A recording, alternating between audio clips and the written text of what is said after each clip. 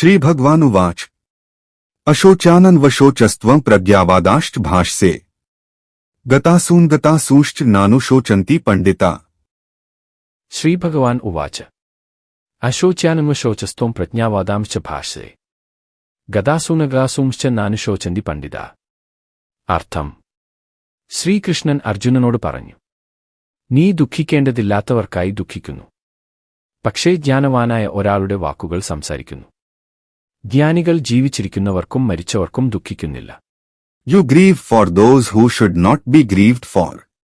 Yet you speak words of wisdom.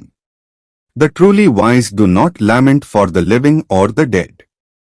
Lord Krishna spoke this to Arjuna, who was filled with sorrow and confusion on the battlefield of Kurukshetra.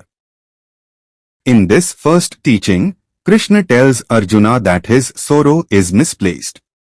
The soul Atman is eternal and never dies, only the body perishes.